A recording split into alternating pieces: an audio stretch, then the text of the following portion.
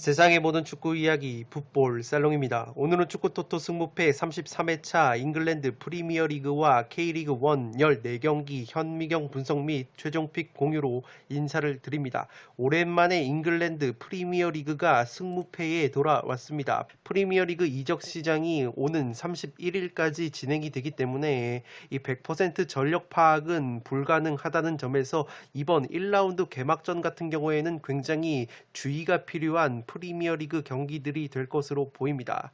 지금 보시는 프로토 적중 내역은 풋볼살롱이 최근에 풋볼살롱 멤버십 회원 여러분들에게 공유를 드렸던 프로토 적중픽 내용입니다. 지난 프로토 승부식 63회차에서는 챔피언스리그 2차 예선 경기 4경기 핸디캡 조합으로 60.8배당이라는 나쁘지 않은 적중픽이 나와서 많은 멤버십 회원 여러분들이 적중의 기쁨을 누리셨습니다. 지난 프로토 62회차 같은 경우에도 5폴더짜리 41.5배당의 적중픽이 나오면서 멤버십 회원 여러분들에게 도움을 드린 것 같습니다. 풋볼살롱은 축구토토 승무패뿐만 아니라 프로토에서도 매 회차 구매 픽을 모두 멤버십 회원 여러분들에게 공유를 드리고 있습니다. 풋볼살롱에 멤버십으로 합류를 하시면 풋볼살롱 네이버 카페를 통해서 풋볼살롱이 구매를 하는 프로토 조합픽뿐만 아니라 제야의 고수분들께서 공유를 해주시는 구매 픽과 여러가지 다채로운 정보를 받아보실 수 있습니다. 뿐만 아니라 지금 보시는 축구토토 승무패 현미경 분석 자료도 유튜브 동영상이 올라가기 전에 먼저 받아보실 수 있습니다. 축구토토 승무패 같은 경우에는 최종픽만 빠르게 확인을 하실 수 있도록 멤버십 회원 여러분들에게 이 사진 이미지로도 제공을 해드리기 때문에 시간적인 부분도 상당히 세이브를 하실 수 있습니다. 따라서 관심이 있으신 분들은 지금 화면 위로 올라가는 링크를 클릭을 하셔서 풋볼살롱 멤버십으로 합류를 해주시면 되겠습니다. 축구토토 승무패 33회차 현미경 분석 2부 첫 번째 경기는 8번 경기로 들어온 왓포드와 아스톤빌라의 경기입니다. 저는 왓포드의 단통 패배로 가보도록 하겠고 투폴 추천으로는 무패 투폴을 추천드리도록 하겠습니다. 아직 현미경 분석 1부를 보지 않으신 분들은 지금 화면 위로 올라가는 링크를 클릭을 하셔서 1부 먼저 시청을 해 주시기 바랍니다. 왓포드 같은 경우가 2부 리그에서 다시 올라왔습니다. 친선 경기에서 직전 크리스탈 팰리스전에서 1대3으로 패배를 당한 왓포드인데 지난 시즌 홈 경기에서 19승 2무 2패로 홈에서 극강의 모습을 보여줬습니다. 이 홈 경기장에 홈 관중이 입장을 한다고 현미경 분석 1부에서 말씀을 드렸기 때문에 왓포드의 비커리지 로드라는 홈 구장에 열렬한 홈팬들의 응원이 이 등에 업을 수만 있다면 무승부까지 잡아볼 만한 매치이지 않나 싶습니다. 주요 영입 자원으로는 조슈아 킹과 이 토트넘에서 활약을 했던 데니 로즈 선수가 합류를 했습니다. 결장 예상 자원으로는 미드필더 윌 휴즈 선수가 재계약 협상에 난항을 겪고 있기 때문에 이 휴즈 선수의 출전 여부는 굉장히 불투명한 것으로 보도가 나오고 있습니다. 빌라와의 상대전적 면에서는 3승 1무 2패이고 아스톤빌라 같은 경우에는 이적 시장에서 에이스이자 팀의 캡틴이었던 잭 그릴리시 선수를 맨체스터 시티로 떠나보냈기 때문에 공격 쪽의 전력 누수가 굉장히 심합니다. 다만 그래도 잭 그릴리시 선수를 판매한 돈으로 데니 잉스라는 공격수를 사우스햄튼에서 데리고 왔고 지난 시즌 노리치 시티에서 맹활약을 했었던 플레이메이커 부엔디아 선수를 영입을 했습니다. 이 부엔디아 선수가 노리치 시티에서 15골 16개의 도움을 올렸던 선수이고 레버쿠젠에서 측면 자원인 베일리 선수까지 영입을 했습니다. 베테랑 자원인 애슐리 영 선수 역시 친정팀인 빌라로 돌아왔기 때문에 영입 자체는 알뜰하게 된 편입니다. 다만 부상 및 결장 자원으로 베일리 선수가 현재 자가격리 중인데 이 자가격리가 풀렸다는 보도도 있습니다. 훈련에 복귀를 했다는 말이 있고 이 부엔디아 선수는 엉덩이 쪽 근육 부상이 있어서 이번 개막전에 출전이 불투명합니다. 이 브라질 대표팀에서 올림픽을 소화를 했었던 있었던 더글라스 루이즈 선수 역시 출전이 불투명하기 때문에 이 전력 누수가 조금 있는 것이 빌라입니다. 빌라의 약점이라고 볼 수 있는 것이 지난 시즌 그릴리시 선수가 부상으로 빠졌을 때 12경기에서 승리가 단 2차례밖에 없었습니다. 그릴리시 선수가 이적을 한 상황에서 그릴리시의 공백을 어떻게 메우느냐가 관건이 될 것으로 보입니다. 살롱 코멘트에서 정리를 해드리면 이 경기는 아스톤 빌라의 에이스 잭 그릴리시의 공백을 빌라가 어떻게 메우느냐가 관건으로 보여집니다. 그릴리시의 창의성을 대체할 수 있을 것으로 생각이 되는 빌라의 영입생 부엔디아 선수가 현재 엉덩이 쪽 부상으로 와포드전 출전이 불투명한 상황입니다. 지난 시즌 빌라가 그릴리시가 부상으로 빠진 기간에 12경기에서 승리가 단 2차례밖에 없었기 때문에 이 공격 상황에서 그릴리시의 부재가 상당히 크게 작용을 할 것으로 보입니다. 다만 빌라가 사우스햄튼에서 최전방 공격수 데니 잉스 선수를 영입을 해서 골 결정력을 보완을 했고 공격수 와킨스 선수가 프리시즌 경기에서 경미한 부상을 당했지만 출전 가능성이 높아 보입니다. 빌라의 딘 스미스 감독의 인터뷰를 찾아봤는데 데니 잉스를 최전방에 놓고 와킨스를 측면으로 돌릴 가능성에 대해서 와킨스를 측면으로 사용하기보다는 이 투톱으로 사용을 할 것이라는 암시를 들고 나왔습니다. 와킨스와 데니 잉스 선수의 투톱 조합이 골 결정력을 발휘를 해줄 수 있다면 이 와포드 원정에서 근소하게 신승까지 거둘 수 있지 않을까 싶습니다. 와포드가 지난 시즌 2부 리그에서 2위를 차지했는데 특히 홈에서는 19승 2무 2패라는 극강의 성적을 보여줬기 때문에 승격팀 버프와 더불어서 홈팬들의 열렬한 응원까지 등에 업는다면 홈구장인 비커리지 로드에서 충분히 최대치로 무승부까지 잡아볼만 하지 않을까 싶습니다. 다만 제가 이변을 노린다면 무승부를 강조를 드리는 것은 이 아스톤 빌라의 수비진이 골키퍼 마르티네즈 선수가 아르헨티나 대표팀 선수인데 이 선수가 굉장히 선방 능력이 좋고 최근에 메시 선수와 더불어서 코파 아메리카 우승까지 경험을 하고 돌아왔기 때문에 이 마르티네즈가 버티는 골문을 와포드의 화력으로는 쉽게 뚫을 수 있을지 의문이라고 보시면 되겠습니다. 따라서 이 경기는 저는 와포드의 단통 패배로 가보도록 하겠고 이 투폴 추천으로는 무패 투폴을 추천드리도록 하겠습니다. 9번 경기는 노리치와 리버풀의 경기인데 노리치의 단통 패배로 가보도록 하겠습니다. 노리치가 이 강등 한 시즌 만에 다시 프리미어리그로 돌아왔습니다.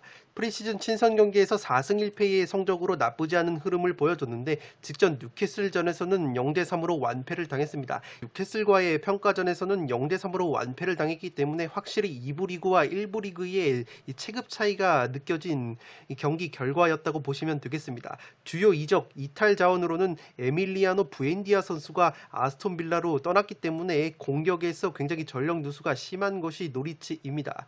주요 영입 자원으로는 빌리 길모어라는 첼시의 젊은 미드필더를 임대 영입을 해왔고 측면 자원인 라시차 선수를 브레멘에서 영입을 했습니다. 부상 및 결장 예상 자원으로는 핵심 측면 자원인 켄트웰 선수가 부상으로 불투명하기 때문에 부엔디아까지 떠난 상황에서 화력적으로 굉장히 열세에 처할 것 같은 노리치입니다. 리버풀 같은 경우에는 프리시즌 친선 경기에서 4승 3무 1패의 성적을 보여줬습니다. 직전 오사수나와의 평가전에서 3대1 완승을 거뒀고 주요 영입 자원으로는 중앙수비수 코나테 선수를 라이프치히에서 데리고 온 것을 제외를 하면은 이렇다 할 영입이 없었습니다.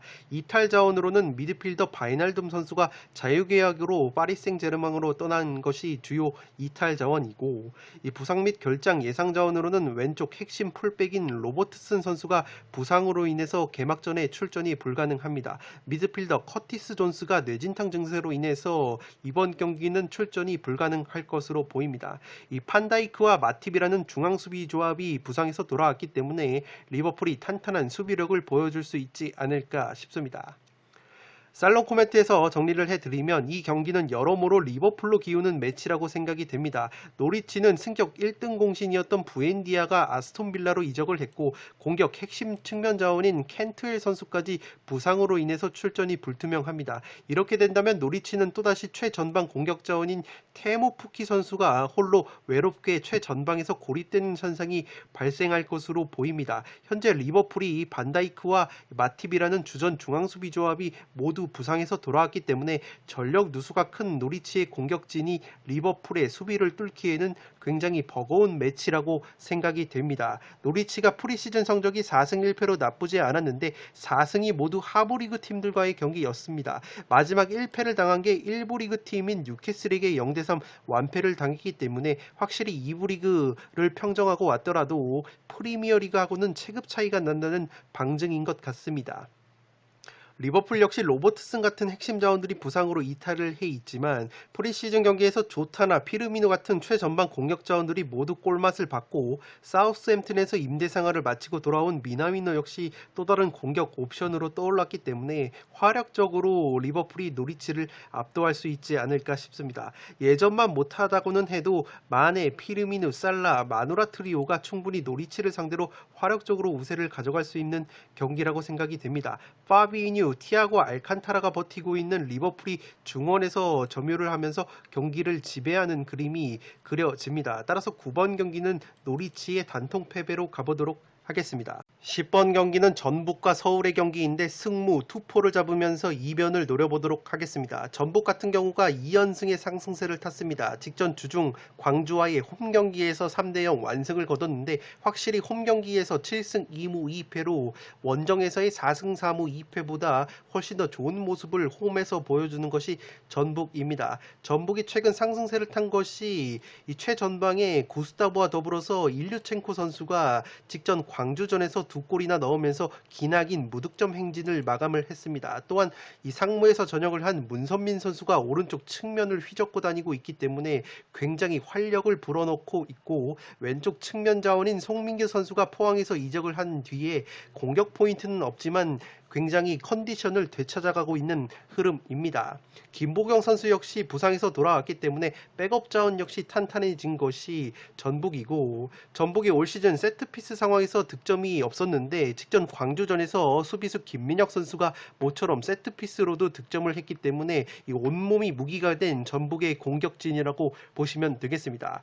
이 서울과의 상대전적 면에서도 전북이 밀리지 않는 흐름이고 지난 2월 홈경기에서 이미 2대0 승리를 거둔 바 있는 전북이기 때문에 자신감도 한껏 충만할 것 같습니다. 서울 역시 나쁘지 않은 흐름을 보여주고 있습니다. 최근 5경기 2승 2무 1패로 이 광주와의 홈경기에서도 1대0 승리를 거뒀는데 서울이 최근에 분위기 반전에 성공을 한 것이 이 수비력이 굉장히 좋아졌습니다. 이 3백 수비를 주로 사용을 하면서 3경기 무실점 경기를 하고 있고 이 직전 경기에서는 공격수 지동원 선수가 K리그에서 복귀골을 신고를 하면서 이 최전방 마무리에 있어서 고민을 해결해 줄 수 있는 여지를 남겼습니다.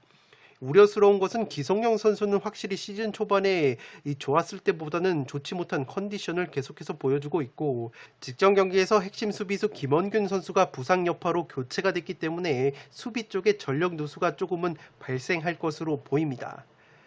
살롱 코멘트에서 정리를 해드리면 이 경기는 전형적인 창과 방패의 대결이 될 것으로 생각이 됩니다. 전북은 상무 전역자 문선민의 합류 이후에 측면 공격의 위력과 스피드가 배가 됐고 포항에서 이적한 송민규도 슬슬 적응을 하는 모습을 보여주고 있습니다. 무엇보다 직전 경기에서 기나긴 무득점 침체를 끊어낸 일류첸코의 부활이 굉장히 고무적이라고 할 수 있겠고 직전 광주와의 홈경기에서 전북이 많은 것을 얻었다고 말씀을 드렸습니다. 이 세트피스 상황에서 모처럼 득점을 했고 이 후반전에는 구스타보와 일류첸코가 투톱으로 골을 합작을 했기 때문에 투톱 전술 옵션까지 장착한 전북이라고 보시면 되겠습니다. 최근 서울이 3백 수비를 바탕으로 3경기 무실점 경기를 하고 있는데 서울의 3백을 상대로 원톱 공격이 이 벽을 허물지 못했을 때 전북이 후반에 일류첸코와 구스타보를 투톱으로 과감하게 사용을 해서 이 공격을 전개를 할 수 있는 자신감이 생긴 전북입니다. 서울은 최근 3경기 무실점 과정 속에서 울산을 상대로도 0대0 무승부를 거둔 바 있는데 당시에는 울산의 핵심 자원들이 올림픽 대표팀에 차출이 됐었기 때문에 강팀과의 경기에서 진정한 3백 이 수비 시험대로 보여집니다. 서울이 수비수 김원균 선수가 직전 경기 부상으로 빠진 것도 황현수가 대신 들어왔을 때 불안감이 커질 수 있는 수비력이라고 보여지고 서울이 최근 빌드업 과정에서 고강민이나 윤종규 같은 이 측면 수비 자원들을 수비를 중원으로 끌어올려서 중원에서 수적 우위와 패스기를 확보를 하는데, 이 빌드업 과정에서 전북의 압박에 공을 빼앗길 경우에는 이 반대급부로 측면 공간이 노출이 되면서 전북의 빠른 측면, 문선민, 송민규, 한경훈 같은 선수들에게 실점 위기를 맞을 수도 있지 않을까 싶습니다. 전북의 압도적인 측면 자원의 파괴력과 최근 살아난 최전방 공격 자원의 골 결정력 등을 앞세운다면, 제 아무리 상승세를 탄 서울의 3백 수비라 할지라도 김원균의 출전 여부가 불투명한 상황 속에서 균열이 생긴 틈을 충분히 공략할 수 있지 않을까 싶습니다. 다만 제가 무승부를 바치는 이유는 서울의 최근 짠물 수비가 나온다는 가정하에 그래도 현 서울의 공격력으로는 전북의 수비를 뚫기에는 조금은 한계가 보이기 때문에 최대치로는 꾸역꾸역 수비를 통한 무승부가 최대치이지 않을까 싶습니다. 따라서 10번 경기는 승무 투폴로 가보도록 하겠습니다. 11번 경기는 포항과 수원FC의 경기인데 무패 투폴로 가보도록 하겠습니다. 최근 경기력 자체만 놓고 보면 수원FC 승리가 유력해 보이지만 저는 왠지 무승부까지 가져가고 싶은 경기입니다. 포항이 최근 5경기에서 1승 1무 3패 2연패 수렁에 빠져 있습니다. 주중 전남과의 FA컵 8강 원정 경기에서 0대1로 패배를 하면서 FA컵에서도 탈락을 한 포항이기 때문에 굉장히 분위기가 다운이 되어 있습니다. 체력적인 면에서도 FA컵을 치르지 않은 수원FC보다 열세 이길 것으로 보이고, 수원과의 역대 상대 전적 면에서는 2승 4패로 열세인데 그래도 올 시즌 2승을 거두면서 우위를 보이고 있는 것은 고무적이라고 할 수 있겠습니다. 직전 경기 원정에서 4대3 승리를 거뒀을 때 임상엽 선수가 3골이나 넣었었는데, 임상엽 선수는 최근에 부상 여파로 인해서 이번 경기 역시 출전 여부가 불투명하고, 송민규 선수 역시 지난 수원FC전에서 골을 넣었지만 송민규 선수는 전북으로 이적을 했기 때문에 핵심 공격 자원들의 이탈이 굉장히 뼈아프게 작용을 하고 있습니다. 팔라시오스 크베시치 선수가 FA컵 전남전에서 부상해서 복귀를 했지만 기대 이하의 활약을 보여줬기 때문에 이번 경기 역시 용병 자원들의 활약을 기대하기에는 굉장히 어려울 것으로 보입니다. 최전방의 토종 자원들인 이승모와 고경표 선수 같은 경우에는 이 움직임 자체는 좋은데 이 골 결정력이 너무나도 부족하기 때문에 수원FC를 상대로 득점을 하기에 굉장히 어렵지 않을까 싶습니다. 다만 고무적이라고 할 수 있는 것은 중원 핵심 자원인 신진호 선수와 신광훈 선수가 FA컵 경기에서 휴식을 취했고, 이 팀의 주장인 강상우 선수 역시 휴식을 취했기 때문에 핵심 자원들이 휴식을 취한 것은 플러스라고 보시면 되겠습니다. 수원FC는 최근 5경기 4승 1무로 패배가 없습니다. 직전 인천 원정에서 0대0 무승부를 거두면서 연승 행진이 끊겼다고는 해도 인천이 워낙 좋은 컨디션을 보여줬었기 때문에 이 0대0 무승부 자체는 나쁘지 않은 결과였습니다. 홈과 원정에서 기복이 없는 성적을 보여주고 있는 수원FC이고, 다만 우려스러운 것은 핵심 중앙 미드필더인 베테랑 박주호 선수가 경고 누적 징계로 인해서 이번 경기에 나설 수가 없습니다. 최근 공격수 라스 선수가 움직임은 되게 좋은데 골 결정력이 조금은 떨어진 모습이 있습니다. 울산전에서 혼자 4골을 넣은 뒤에 2경기 무득점, 조금 침체에 빠져 있는 라스이기 때문에 박주호의 징계 결장과 라스의 조금은 떨어진 골 결정력이 리스크라고 보시면 되겠습니다. 살롱 코멘트에서 정리를 해드리면 이 경기는 수원FC 핵심 미드필더 박주호의 결장이 변수로 작용을 할 것으로 보입니다. 박주호가 이영재와 함께 탄탄한 중원을 구성을 해왔는데 이번 경기 경고 누적 징계로 빠지기 때문에 중원 쪽에 전력 누수가 있을 것으로 보입니다. 물론 최근에 미드필더가 아니라 3백 수비의 중앙 수비수로 나섰던 김건웅 선수를 미드필더로 올리고 조유민 선수 같은 선수를 투입을 해서 3백 수비를 구축을 한다면 전력 누수를 최소화할 수 있는 수원FC이지만 확실히 박주호가 있을 때와 없을 때의 차이점이 느껴질 것으로 보입니다.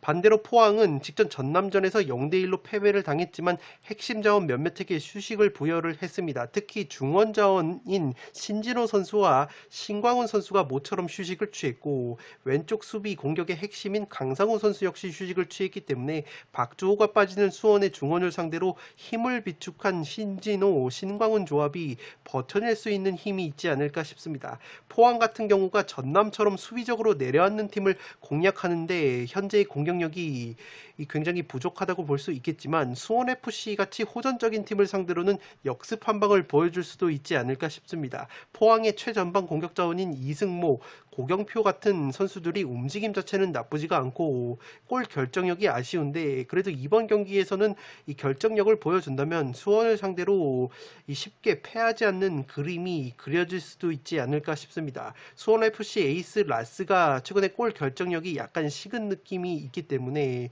또다시 수원이 라스가 침묵을 한다면 경기 내용은 좋은데 승리는 거두지 못하는 지난 인천전의 모습이 반복이 될 수 있지 않을까 싶습니다. 그래도 이 수원FC의 승리까지 가져가는 이유는 세트피스 상황에서 무릴로의 날카로운 킥이 있는 수원이 세트피스에서도 득점을 할 가능성이 있어 보입니다. 포항이 세트피스 수비가 그렇게 좋은 팀이 아니기 때문에 수원이 이 지공 상황에서 풀어가지 못할 경우에 세트피스 한 방을 보여줄 수 있다면 그래도 승리 가능성은 수원FC가 좀 더 높지 않을까 싶습니다. 따라서 11번 경기는 무패 투폴로 가보도록 하겠습니다.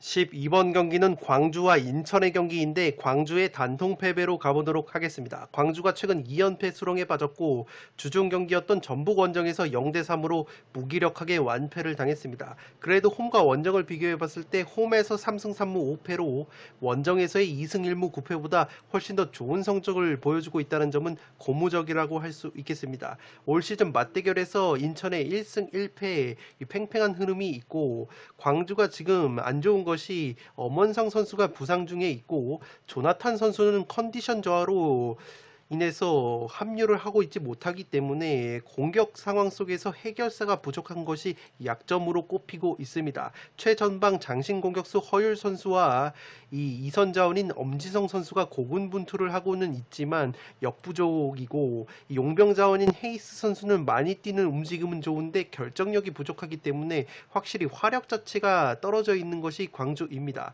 골키퍼 윤보상 선수의 부재와 플레이메이커 김종우의 부상 공백 역시 크게 작용을 하고 있는 광주입니다. 인천 같은 경우에는 수원FC와의 홈경기에서 0대0 무승부를 거뒀습니다. 최근 5경기에서 3승 2무로 패배가 없는 것이 인천인데 인천이 약점이었던 것이 원정 경기에서의 경기력이었는데 최근 원정에서 3연승의 상승세를 탔기 때문에 원정에서의 인천 역시 변함없는 경기력을 보여줄 수 있지 않을까 싶습니다. 다만 원정에서는 수비력이 2배 이상 떨어지기 때문에 이 광주가 그러한 점을 공략할 방안을 찾아야 할 것으로 보이고 최근 8경기로 확대를 했을 때는 4승 3무로 패배가 없는 것이 인천이기 때문에 경기력 자체는 광주보다 훨씬 더 좋다고 보시면 되겠습니다. 최전방 무고사 김현 투톱의 제공권이 위력적이고 오반석, 김광석, 강민수 혹은 델브리지가 구축을 하는 3백 수비와 김동원 골키퍼가 지키는 골문이 굉장히 든든하기 때문에 광주의 화력으로는 인천의 짠물 수비 3백을 뚫어내기에는 굉장히 버겁지 않을까 싶습니다. 베테랑 미드필더 정혁을 중심으로 아길라르 같은 선수들이 밸런스가 굉장히 좋기 때문에 중원 자원들의 퀄리티 역시 인천 쪽으로 조금은 기우는 매치이지 않나 싶습니다. 살롱 코멘트에서 정리를 해드리면 최근 경기력 자체만 놓고 보면 인천 쪽으로 조금은 기우는 경기이지 않나 싶습니다. 광주는 엄원상의 부상과 조나탄의 늦어지는 합류 등으로 인해서 최전방에서 마무리를 해줄 자원이 부족한 것이 약점으로 꼽히고 있습니다. 인천은 최전방 무고사 김현 투톱 호흡이 맞아떨어지고 있고 중원 역시 베테랑 정혁을 중심으로 아길라르 같은 선수들이 다부진 모습을 보여주고 있기 때문에 경기력이 굉장히 좋습니다. 교체 자원 면에서도 송시우, 네게바 같은 번뜩이는 자원이 있는 인천이 우세해 보이고 원정에서의 수비력과 성적이 약점이었던 인천이지만 최근 원정에서도 3연승의 상승세를 타고 있는 인천이기 때문에 이번 경기 역시 좋은 경기력을 보여줄 수 있지 않을까 싶습니다. 광주가 최전방에 190이 넘는 허율이라는 장신 공격수를 타겟맨으로 놔둔다고 하더라도 인천의 3백 수비를 보시면 김광석, 오반석, 델브리지 같이 제공권과 힘이 좋은 3백 수비이기 때문에 이 광주가 의도를 하는 포스트 플레이가 제대로 이루어지지 않을 가능성이 높아 보입니다. 그래도 이 경기 이변을 노리시는 분들에게 무승부까지 추천을 드리고 싶은 이유는 홈에서 광주가 3경기 1승 2무 무패 흐름을 달리고 있고 올 시즌 인천과 1승 1패로 호각을 다퉜다는 점과 직전 인천의 주포인 무고사 선수가 연속 득점 행진을 멈췄다는 점, 그리고 상대 전적 면에서 팽팽하다는 점을 들어봤을 때 최대치로는 무승부로 광주가 반등을 할 가능성이 조금은 있어 보이지 않나 싶습니다. 따라서 저는 12번 경기는 광주의 단통 패배로 가보도록 하겠고, 이변을 노리시는 분들은 무승부까지 받쳐보실 것을 추천드리도록 하겠습니다. 13번 경기는 뉴캐슬 유나이티드와 웨스트햄 유나이티드의 경기인데 승패로 갈라보도록 하겠습니다. 뉴캐슬이 직전 노리치와의 평가전에서 3대0 완승을 거뒀습니다. 지난 시즌에 강등 위기까지 겪었던 뉴캐슬인데 그 강등 위기에서 뉴캐슬을 구해냈던 것이 아스날에서 임대 영입을 했었던 공격수 조 윌록 선수가 7경기 연속골을 넣으면서 뉴캐슬을 1부 리그에 잔류시킨 1등 공신이었는데, 이 아스날에서 조일록 선수를 완전 영입했다는 보도가 있습니다. 뉴캐슬이 조일록 선수가 합류를 했기 때문에 조일록 선수가 웨스트햄전에 나설 수만 있다면 지금 뉴캐슬이 웨스트햄만 만나면 펄펄 날아다니는 상대 전적이 있기 때문에 충분히 홈에서 홈팬들의 열렬한 응원까지 등에 업는다면 승리까지 거둘 수 있지 않을까 싶습니다. 웨스트햄과의 상대 전적에서 4승 1무 1패 압도적인 우위를 보여주고 있고, 지난 시즌 웨스트햄을 상대로 2승을 거뒀던 뉴캐슬이기 때문에 충분히 해볼 만한 경기이지 않나 싶습니다. 다만 우려스러운 것은 부상 및 결장 예상 자원으로 주전 골키퍼 두브라브카 선수와 백업 골키퍼 달로우 선수가 모두 부상으로 빠질 것으로 예상이 됩니다. 그렇게 될 경우에는 이 넘버 3 골키퍼인 우드만 선수가 선발 출전을 할 것으로 보이는데, 이 넘버 3 골키퍼가 나올 경우에는 확실히 골문이 불안한 요소가 있다는 점을 체크를 해 주시기 바랍니다. 뉴캐슬에는 조일록과 더불어서 칼럼 윌슨 그리고 드와이트 게일이라는 공격수가 있는데, 이 게일 선수가 직전 노리치와의 경기에서 맹활약을 했기 때문에 이 백업 옵션으로도 게일 선수가 활약을 할 여지가 있어 보입니다. 웨스트햄 같은 경우에는 지난 시즌 너무나도 좋은 성적을 거두면서 유로파리그 티켓을 거머쥐었습니다. 프리시즌 친선 경기에서도 5승 2무로 패배가 없었고, 직전 프리시즌 마지막 경기에서는 이탈리아의 강호 아탈란타를 상대로도 2대0 깔끔한 승리를 거두면서 경기력 자체가 굉장히 좋습니다. 주요 영입 자원은 없는데 피오렌티나의 장신 수비수 밀렌코비치 선수 영입설이 있어도 지금 아직까지는 오피셜이 뜨지 않은 상황입니다.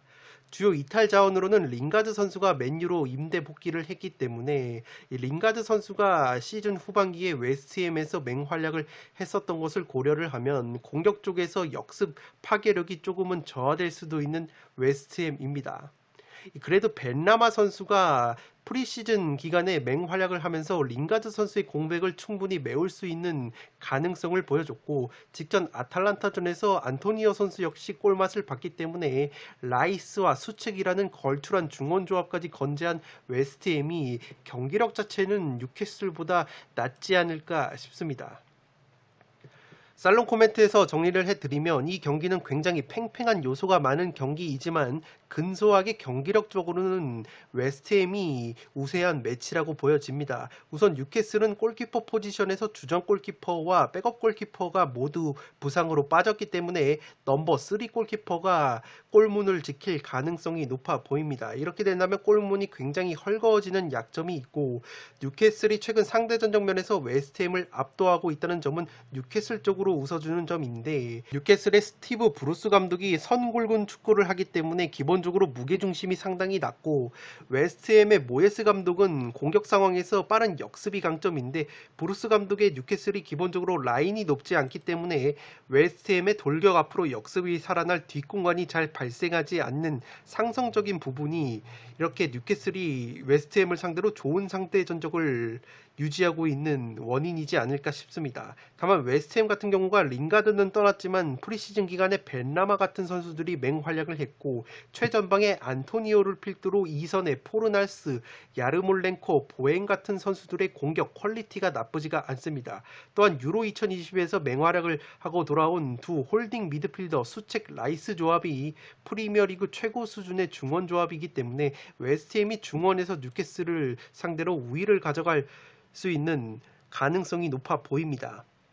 뉴캐슬이 직전 친선 경기에서 노리치를 3대 0으로 꺾었지만 노리치의 세트피스에 고전을 하는 모습이 있었는데 웨스트햄 같은 경우가 세트피스 상황에서 수책, 라이스 등을 앞세운 뚝배기 한 방이 굉장히 좋은 팀이기 때문에 웨스트햄이 세트피스로 득점을 할 가능성도 조금은 있어 보입니다. 폴더스의 여유가 있다면 그래도 뉴캐슬이 지난 시즌 막판 아스날에서 임대를 해와서 재미를 봤던 공격수 조일록을 영입을 했다는 점과 최전방의 칼럼 윌슨과 더불어서 친선 경기에서 살아난 게일의 골 결정력 그리고 생 막시망이라는 에이스 자원이 친선 경기에서 나쁘지 않은 움직임을 보여줬다는 점을 고려를 하면 웨스트햄의 천정 면모가 나왔을 경우에 최대치로 승리까지 가져갈 수 있는 경기이지 않나 싶습니다. 따라서 폴더스의 여유가 있으시다면 저처럼 승패 투폴로 갈라보실 것을 추천드리도록 하겠고 단통을 잡으라면 저는 개인적으로 웨스트햄의 승리 쪽으로 조금은 기우는 매치이지 않나 싶습니다. 승무패 33회차 마지막 경기는 14번 경기로 들어온 토트넘과 맨시티의 경기입니다. 저는 토트넘의 단통 패배로 가보도록 하겠고 폴더스의 여유가 있으신 분들은 무승부까지 받쳐보실 것을 추천드리도록 하겠습니다.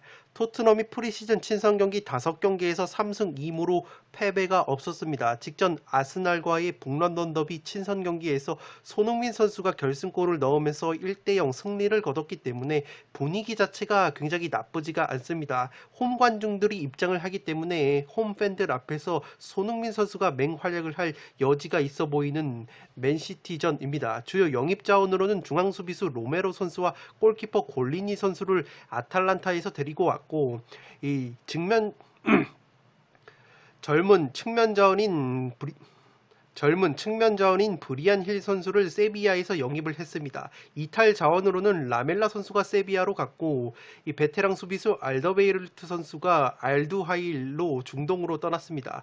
승무패 33회차 마지막 경기는 14번 경기로 들어온 토트넘과 맨시티의 경기입니다. 저는 토트넘의 단통 패배로 가보도록 하겠고 폴더스의 여유가 있으신 분들은 무승부까지 받쳐보실 것을 추천드리도록 하겠습니다.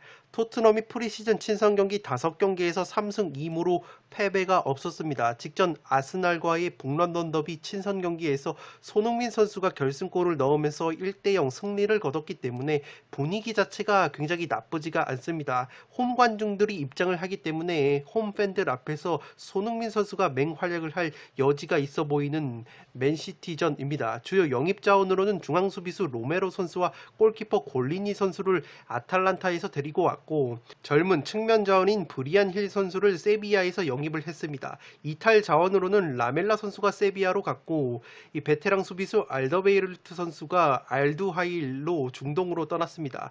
조아트 골키퍼가 셀틱으로 갔고 포이스 선수는 비아레알로 완전 이적을 했습니다.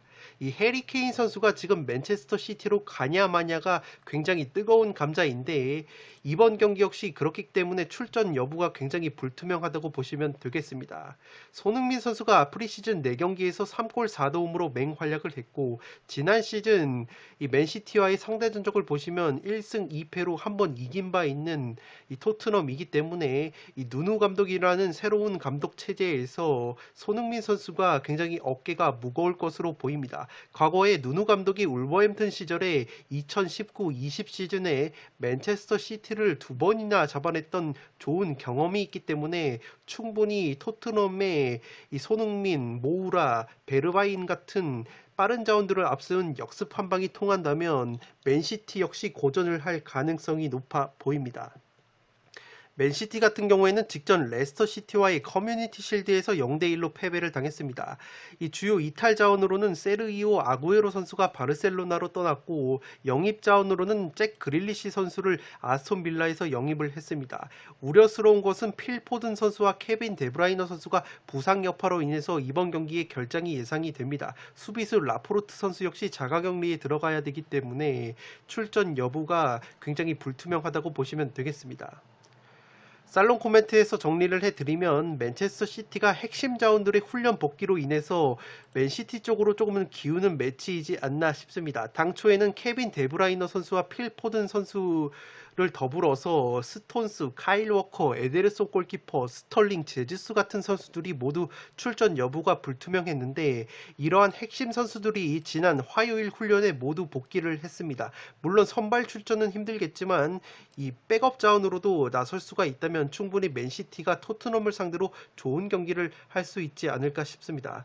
토트넘이 새롭게 영입한 수비수 로메로가 출전이 가능하다면 토트넘에게도 희망이 있을 것으로 생각이 되지만 중앙 수비 조합인 에릭 다이어와 다빈손 산체스가 또다시 나온다면 맨시티의 퀄리티 있는 유기적인 공격을 막아내기에는 어려워 보입니다. 토트넘의 신임 감독인 누누 감독이 과거 울버햄튼 시절에 맨시티를 상대로 두 차례나 더블을 경험을 했던 좋은 기억이 있고 무엇보다 맨시티 킬러인 손흥민 선수가 프리시즌 경기에서 좋은 모습을 보여줬다는 점은 열렬한 홈팬들의 응원까지 고려를 했을 때 토트넘이 최대치로 무승부로 저력을 보여줄 수도 있지 않을까 싶습니다. 따라서 폴더스의 여유가 있다면 무승부까지 받쳐볼 만한 경기라고 생각이 되지만 그래도 주축 자원들이 대거 훈련에 복귀를 한 맨시티가 주축 자원들 특히 수비 쪽에 스톤스나 에데르손 골키퍼가 들어온다면 이 탄탄한 수비력을 바탕으로 한 골차 신승 정도는 거둘 수 있는 경기이지 않나 싶습니다. 따라서 이 경기는 저는 토트넘의 단통 패배로 가보도록 하겠고 폴더스의 여유가 있으시다면 무승부까지 받쳐보실 것을 추천드리도록 하겠습니다.